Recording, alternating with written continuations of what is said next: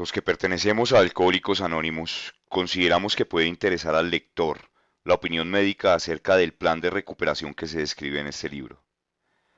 No cabe duda de que un testimonio convincente debe venir de médicos que han tenido experiencia de nuestros sufrimientos y presenciado nuestro retorno a la salud. Un eminente doctor, que es el director médico de un hospital conocido nacionalmente y especializado en el tratamiento de adictos al alcohol y a las drogas, dio a Alcohólicos Anónimos la siguiente carta: a quien corresponda. Durante muchos años me he especializado en el tratamiento del alcoholismo. A fines de 1934 atendí a un paciente que, a pesar de haber sido un competente hombre de negocios, con mucha aptitud para ganar dinero, era un alcohólico de un tipo que yo había llegado a considerar como irremediable. En el transcurso de su tercer tratamiento, adquirió ciertas ideas de un posible método de recuperación. Como parte de su rehabilitación, empezó a dar a conocer sus conceptos a otros alcohólicos, inculcándoles la necesidad de que ellos a su vez hicieran lo mismo con otros.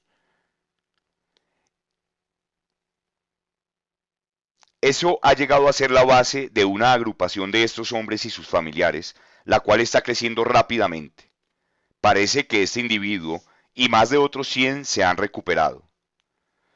Personalmente, conozco decenas de casos del tipo con el cual han fallado por completo otros métodos. Estos hechos parecen tener una gran importancia médica debido a sus extraordinarias posibilidades de crecimiento inherentes a este grupo. Pueden marcar una nueva época en los anales del alcoholismo. Estos hombres bien pueden tener un remedio para miles de esas situaciones. Usted puede tener absoluta confianza en cualquier manifestación de los alcohólicos anónimos sobre ellos mismos. Su atento y seguro servidor, William D. Silworth.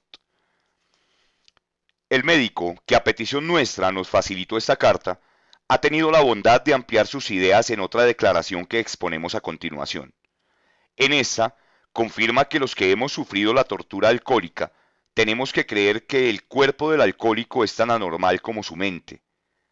No nos convencía la explicación de que no podíamos controlar nuestra manera de beber sencillamente porque estábamos desadaptados a la vida, porque estábamos en plena fuga de la realidad o porque teníamos una franca deficiencia mental.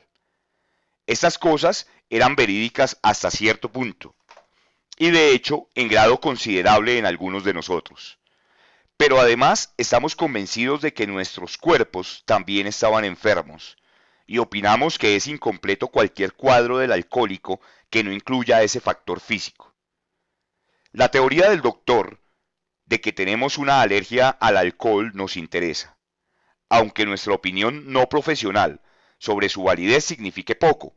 Como exbebedores del tipo que se convierte en problema, podemos decir que esa explicación parece acertada. Aclara muchas cosas que de otro modo nosotros no podíamos explicar. Aunque nosotros trabajamos por nuestra solución en un plano espiritual y altruista, estamos en favor de la hospitalización del alcohólico que está muy agitado o con la mente nublada. La mayoría de las veces será necesario esperar a que se aclare la mente del individuo para poder conversar con él, ya que entonces habrá más posibilidades de que entienda y acepte lo que podemos ofrecerle. El doctor escribe: me parece que el tema presentado en este libro es de suma importancia para quienes están afligidos de la adicción alcohólica. Digo esto después de muchos años de experiencia como director médico de uno de los más antiguos hospitales del país, especializado en el tratamiento de la adicción al alcohol y a las drogas. Por lo tanto, sentí verdadera satisfacción cuando se me pidió la contribución de unas cuantas palabras sobre el tema tratado en estas páginas tan detalladamente y con tanta maestría. Desde hace mucho tiempo, los médicos nos hemos dado cuenta de que alguna forma de psicología moral es de apremiante importancia para el alcohólico, pero su aplicación presentaba dificultades fuera de nuestros conceptos. Las normas ultramodernas y el enfoque científico que aplicamos a todo pueden ser la causa de que estemos mal preparados para aplicar los poderes del bien que no encajan en nuestros conocimientos sintéticos. Hace muchos años, uno de los colaboradores de este libro estuvo bajo nuestro cuidado en este hospital. y durante ese tiempo adquirió ideas que inmediatamente llevó a la práctica. Más adelante, solicitó permiso para contar su historia a otros pacientes, y con cierta desconfianza se lo concedimos. Los casos que hemos observado en todo su transcurso han sido sumamente interesantes, y de hecho, muchos de ellos han resultado asombrosos. La abnegación, la falta total de un afán de lucro y su espíritu comunitario son algo realmente inspirador para quien ha trabajado fatigosamente y por mucho tiempo en el terreno del alcoholismo. Creen en ellos mismos, pero mucho más en el poder que arranca a los alcohólicos crónicos de las garras de la muerte. Naturalmente, el alcohólico necesita ser liberado de su anhelo imperioso por el alcohol, y eso requiere, con frecuencia, un procedimiento definido de hospitalización para poder obtener el máximo de beneficios de las medidas psicológicas. Creemos, y así lo sugerimos hace unos años, que la acción del alcohol en estos alcohólicos crónicos es la manifestación de una alergia, que el fenómeno del deseo imperioso solo se presenta en esta clase y nunca en la de los bebedores moderados comunes. Estos tipos alérgicos nunca pueden usar el alcohol sin peligro, cualquiera que sea la forma de este. Cuando ya han adquirido el hábito y se han percatado de que no pueden liberarse de él, cuando ya han perdido la confianza en las cosas humanas y en ellos mismos, sus problemas se acumulan y se vuelven sorprendentemente difíciles de resolver. El estímulo emocional de un consejo bien intencionado raramente les basta. El mensaje que puede interesar y mantener su interés tiene que ser profundo y de peso. En casi todos los casos, sus ideales tienen que cimentarse en un poder superior a ellos mismos, si es que han de rehacer sus vidas. Si hay algunos que creen que, como psiquiatras, dirigentes de un hospital para alcohólicos, parecemos algo sentimentales, les invitamos a que nos acompañen a la línea de fuego, que vean las tragedias, las esposas desesperadas, los pequeños hijos, que la solución de este problema sea parte de su trabajo cotidiano y hasta de sus momentos de reposo, y aún el más escéptico no se sorprenderá de que hayamos aceptado y alentado este movimiento. Creemos, después de muchos años de experiencia, que no hemos encontrado nada que haya contribuido más a la rehabilitación de estos hombres que el movimiento altruista que se está desarrollando entre ellos. Los hombres y las mujeres beben, esencialmente, porque les gusta el efecto que produce el alcohol, la sensación produce en ellos. Estos son frecuentemente individuos capaces, inteligentes y amigables. Todos los citados y muchos otros tienen un síntoma en común. No pueden empezar a beber sin que se presente en ellos el fenómeno del deseo imperioso. Este fenómeno, como lo hemos sugerido, puede ser la manifestación de una alergia que distingue a esta gente de los demás y que la sitúa en un grupo distinto. Nunca ha sido posible erradicarlo con ninguno de los métodos conocidos. El único método que podemos sugerir es la abstinencia completa.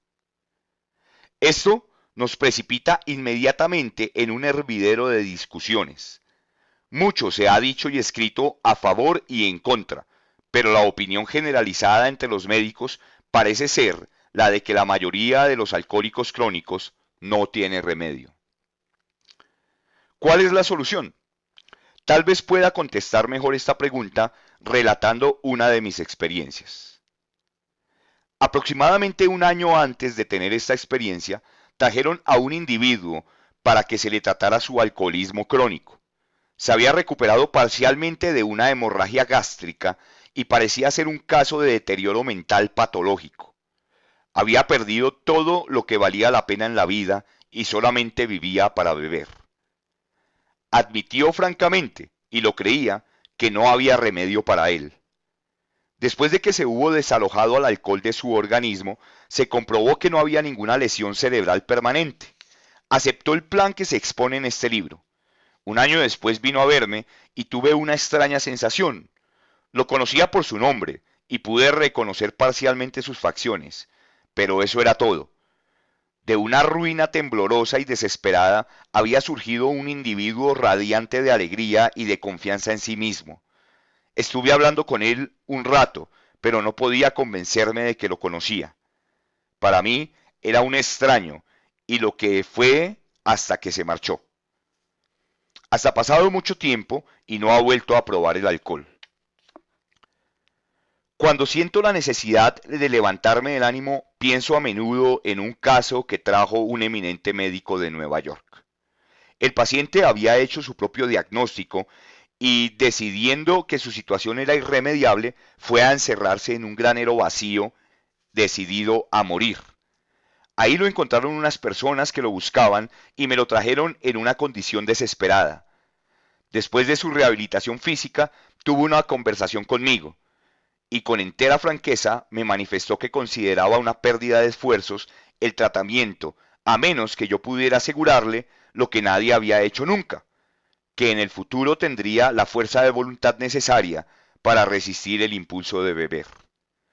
Su problema alcohólico era tan complejo y su depresión tan grande que pensamos en la entonces llamada psicología moral como única esperanza para él, y dudando de que aún ésta tuviese efecto. Sin embargo, lo convencieron las ideas que encierra este libro. No ha bebido ni una copa en muchos años. Lo veo de vez en cuando, y es un espécimen de la naturaleza humana tan excelente como uno pueda imaginarse. Aconsejo muy seriamente a todo alcohólico que lea con atención todo el libro, y aunque es posible que a la primera vista lo tome como objeto de burlas, pero quizás después se quede meditando y eleve una oración. William Seward.